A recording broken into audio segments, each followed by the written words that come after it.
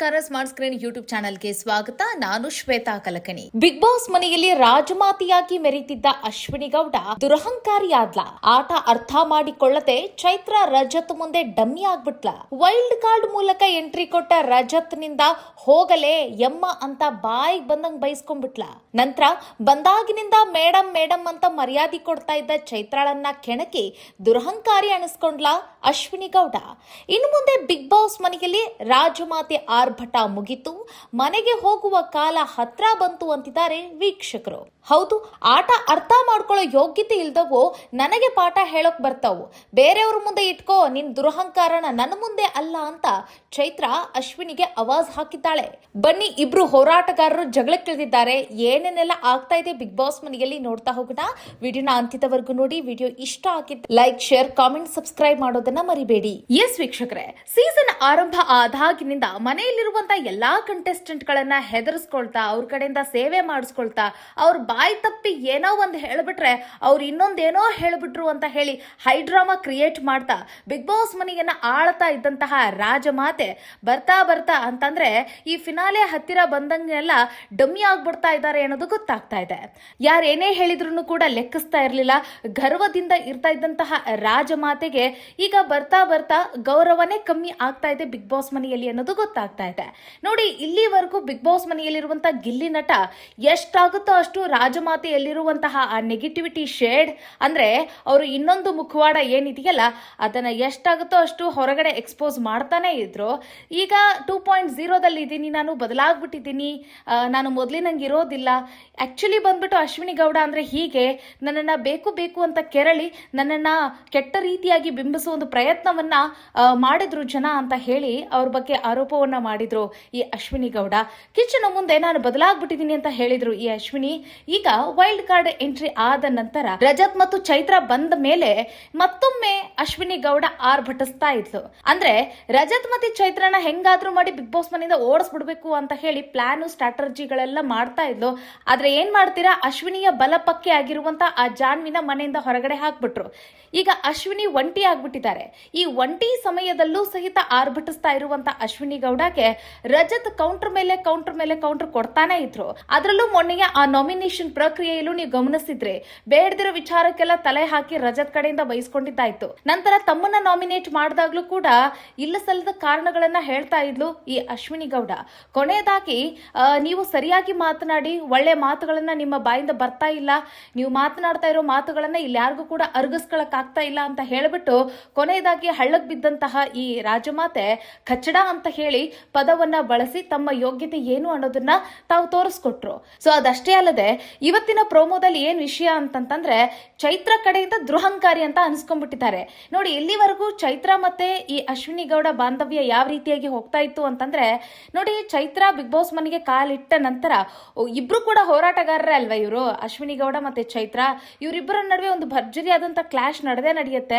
ಇಬ್ರಲ್ಲಿ ಯಾರು ವಿನ್ ಆಗ್ತಾರೆ, ಯಾರು ಇರ್ತಾರೆ ಬಿಗ್ ಬಾಸ್ ಮನೆಯಲ್ಲಿ, ಯಾರು ಹೊರಗೋಗ್ತಾರೆ, ಮತ್ತೆ ಇಬ್ರಲ್ಲಿ ಯಾರು ಸ್ಟ್ರಾಂಗ್ ಅಂತ ಹೇಳಿ ಈ ರೀತಿ ಒಂದಷ್ಟು ಪೋಸ್ಟ್ ಗಳೆಲ್ಲ ಸೋಷಿಯಲ್ ಮೀಡಿಯಾದಲ್ಲಿ ಅಬ್ಬರಿಸ್ತಾ ಇದ್ವಪ್ಪ.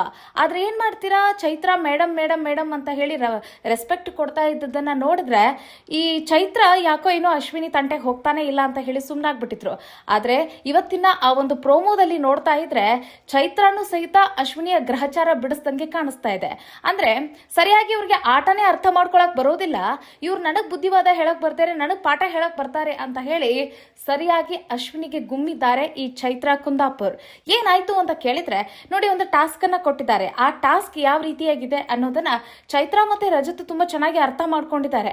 ಇಲ್ಲಿ ಕಿಚ್ಚ ಸುದೀಪ್ ಅವರೇ ಹೇಳಿದ್ರು, ಕಳೆದೆಲ್ಲ ಸೀಸನ್ಗಳಲ್ಲೆಲ್ಲ ನಾವು ಆಟಗಳನ್ನ ಅವ್ರಿಗೆ ಅರ್ಥ ಮಾಡಿಸೋದೇ ಬೇಡ ಆಗಿತ್ತು, ಅವರೇ ಅರ್ಥ ಮಾಡ್ಕೊಂಡು ಅದರಲ್ಲಿ ಇನ್ನೊಂದೇನೋ ಒಂದು ಗ್ರೇ ಏರಿಯಾನು ಹುಡ್ಕೊಂಡ್ ಬಿಡ್ತಿದ್ರು. ಆದ್ರೆ ಈಗಿನ ಟಾಸ್ಕ್ಗಳು ಮತ್ತೆ ಈಗಿನ ಕಂಟೆಸ್ಟೆಂಟ್ಗಳು ಹೆಂಗಾಗ್ಬಿಟ್ಟಿದ್ದಾರೆ ಅಂತಂದ್ರೆ ಆಟನೇ ಅರ್ಥನೇ ಮಾಡ್ಕೊಳ್ಳೋದನ್ನೇ ಆಟ ಯಾವುದೋ ಒಂದು ದಿಕ್ಕಿಗೆ ತೆಗೆದುಕೊಂಡು ಹೋಗಿ ಕನ್ಫ್ಯೂಸ್ ಮಾಡ್ಕೊಂಡು ಆಟನೇ ಹಾಳು ಮಾಡ್ಬಿಡ್ತಾರೆ ಅಂತ ಹೇಳಿದ್ರು.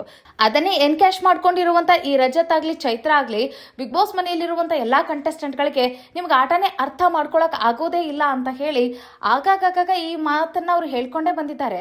ಸೊ ಈ ಒಂದು ಸಿಚುವೇಶನ್ ಅಲ್ಲೂ ಕೂಡ ಚೈತ್ರ ಅಶ್ವಿನಿಗೆ ಮತ್ತೆ ಅದೇ ಮಾತನ್ನ ಹೇಳ್ತಾರೆ, ನಿಮಗೆ ನೆಟ್ಟಗೆ ಆಟನೇ ಅರ್ಥ ಮಾಡ್ಕೊಳ್ಳೋ ಯೋಗ್ಯತೆ ಇಲ್ಲ, ನನಗ್ ಪಾಠ ಮಾಡ್ತೀರಾ ನೀವು ಅಂತ ಹೇಳಿದ್ದಾರೆ.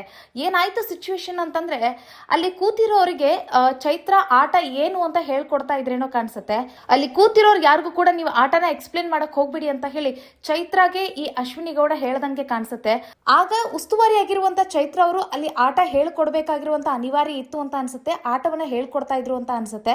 ಬಟ್ ಏನಂತಂದ್ರೆ ಇನ್ನೊಂದೇನೋ ಸ್ಟ್ರಾಟಜಿ ಪ್ಲೇ ಮಾಡ್ತಾ ಇದ್ದಾರೆ ಚೈತ್ರ ಅಂತ ಹೇಳಿ ಇಲ್ಲಿ ಅಶ್ವಿನಿ ಗೌಡ ಅವರು ಆಟನ ಬೇರೆ ದಿಕ್ಕಿಗೆ ತೆಗೆದುಕೊಂಡು ಹೋಗ್ತಾ ಇದ್ರೇನೋ ಕಾಣಿಸುತ್ತೆ. ಸೊ ಹಾಗಾಗಿ ಆ ಮಧ್ಯೆ ಒಂದು ಕ್ಲಾಶ್ ಆಗುತ್ತೆ ಚೈತ್ರ ಮತ್ತೆ ಅಶ್ವಿನಿ ಗೌಡ ಮಧ್ಯೆ. ಏನಂತಂದ್ರೆ ನೀವು ಯಾರಿಗೂ ಆಟ ಹೇಳ್ಕೊಡ್ಬೇಡಿ ಹಾಗೆ ಹೀಗೆ ಅಂತ ಹೇಳಿ, ಮೊದಲು ನಿಮಗೆ ಆಟ ಅರ್ಥ ಆಗ್ತಾ ಇಲ್ಲ ಅಂತ ಹೇಳಿ ಇಲ್ಲಿ ಚೈತ್ರ ಅಶ್ವಿನಿಗೆ ಬೈತಾರೆ.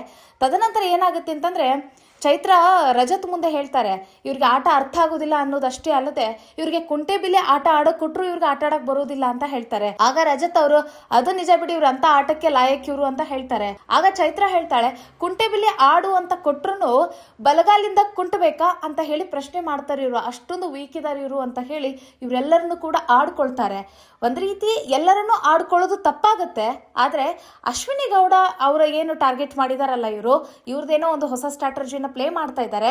ಇದು ಅಶ್ವಿನಿ ಮತ್ತೆ ರಜತ್ ಮತ್ತೆ ಚೈತ್ರಾಳ ಮಧ್ಯೆನೇ ಇದ್ ಬಿಡ್ಲಿ, ಬಟ್ ಉಳಿದಿರುವಂತ ಕಂಟೆಸ್ಟೆಂಟ್ಗಳು ಚೆನ್ನಾಗಿ ಆಟ ಆಡ್ತಿದ್ದಾರೆ. ಧನುಷ್ ಆಟ ಅರ್ಥ ಮಾಡ್ಕೊಂತಾರೆ, ಗಿಲ್ಲಿನೂ ಆಟ ಅರ್ಥ ಮಾಡ್ಕೊಳ್ತಾರೆ.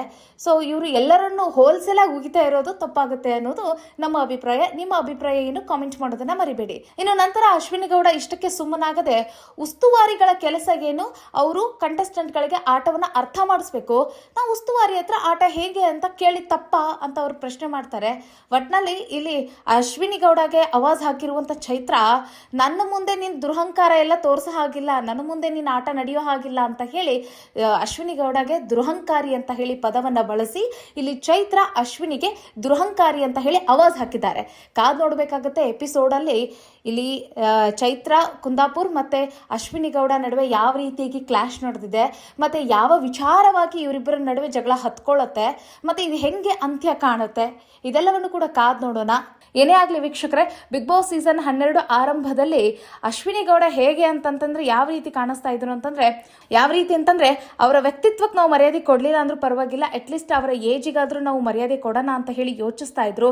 ಆದ್ರೆ ಈಗ ದಿನ ಉರುಳದಂತೆ ಕಾಂಪಿಟೇಷನ್ ಹೆಚ್ಚಾಗ್ತಾ ಇದೆಯಲ್ಲ, ಈ ಭರದಲ್ಲಿ ಅವರ ಏಜಿಗೂ ಮರ್ಯಾದೆ ಇಲ್ಲ, ಅವರ ವ್ಯಕ್ತಿತ್ವಕ್ಕೂ ಮರ್ಯಾದೆ ಇಲ್ಲ. ಹಾಗೆಯೇ ಅಶ್ವಿನಿ ಸಹಿತ ಚಿಕ್ಕವ್ರ ಜೊತೆ ಹೇಗೆ ಆಟ ಆಡಬೇಕು, ಯಾವ ರೀತಿ ಮರ್ಯಾದೆ ಗಳಿಸ್ಕೊಳ್ಬೇಕು ಅನ್ನೋದು ಕೂಡ ಅವರಿಗೆ ಯೋಚನೆನೂ ಇಲ್ಲ. ಹೆಂಗ್ ಬೇಕಂದ್ರೆ ಹಂಗೆ ನಾಲ್ಗೆನ ಹರಿ ಬಿಡ್ತಾರೆ. ಮತ್ತೆ ಯಾರ್ದೋ ಏನೋ ಉಸಾಬರಿಗೆ ಹೋಗ್ಬಿಟ್ಟು ತಾವು ಹೋಗಿ ಜಗಳ ತಕ್ಕೊಂಡು ಅವ್ರ ಜೊತೆ ಹೋಗಿ ಇವರು ಕಳಪೆ ಆಗುವಂಥದ್ದು, ಕೆಳಮಟ್ಟದಲ್ಲಿ ವರ್ತಿಸುವಂಥದ್ದು ಕೂಡ ನಡೀತಾ ಇದೆ ಬಿಗ್ ಬಾಸ್ ಮನೆಯಲ್ಲಿ. ಇನ್ನೊಂದು 25 ದಿನ ಇರ್ಬೋದು ಈ ಬಿಗ್ ಬಾಸ್. ಸೊ ಇಲ್ಲಿವರೆಗೂ ಕೂಡ ಆ ಬಿಗ್ ಬಾಸ್ ಮನೆಯ ಆಟ ರೂಲ್ಸ್ ಎಲ್ಲವನ್ನು ಕೂಡ ಬ್ರೇಕ್ ಮಾಡ್ತಾ ಇದ್ದಾರೆ, ಎಲ್ಲವನ್ನು ಕೂಡ ಹಾಳು ಮಾಡ್ತಾ ಇದ್ದಾರೆ. ಅಟ್ಲೀಸ್ಟ್ ಉಳಿದಿರುವಂಥ ದಿನಗಳನ್ನು ಅದನ್ನು ಎಂಜಾಯ್ ಮಾಡ್ತಾ ಮತ್ತೆ ಚೆನ್ನಾಗಿ ಆಟ ಆಡಿ ಇನ್ನಷ್ಟು ಕಾಂಪಿಟೇಷನ್ನ ಹೆಚ್ಚಿಸ್ಕೊಂಡು ಒಂದು ಒಳ್ಳೆ ಹೆಲ್ದಿ ಕಾಂಪಿಟೇಷನ್ ಅನ್ನ ಕೊಟ್ರೆ ನೋಡುವಂಥ ಜನಗಳಿಗೂ ಕೂಡ ಒಂದು ತೃಪ್ತಿದಾಯಕವಾದಂತಹ ಕಾರ್ಯಕ್ರಮವನ್ನು ನೋಡ್ತಾ ಇದ್ದೀವಿ ಅನ್ನೋಷ್ಟು ಸ್ಯಾಟಿಸ್ಫ್ಯಾಕ್ಷನ್ ಇರುತ್ತೆ. ನಿಮ್ಮ ಅಭಿಪ್ರಾಯ ಏನು? ಅಶ್ವಿನಿ ಆಟ ಹೇಗಿದೆ? ಮತ್ತೆ ಬಿಗ್ ಬಾಸ್ ಮನೆಯಲ್ಲಿ ಇವರು ಕೊನೆವರೆಗೂ ಉಳ್ಕೊಳ್ತಾರಾ? ಇವರು ಟಾಪ್ 5 ಲಿಸ್ಟ್ ಅಲ್ಲಿ ಅಶ್ವಿನಿ ಗೌಡ ಇರ್ತಾರಾ, ಇರಬೇಕಾ? ನಿಮ್ಮ ಅಭಿಪ್ರಾಯ ಏನು ಕಾಮೆಂಟ್ ಮಾಡೋದನ್ನ ಮರಿಬೇಡಿ. ಸಿಗೋಣ ಮುಂದಿನ ವಿಡಿಯೋದಲ್ಲಿ. ನಮಸ್ಕಾರ.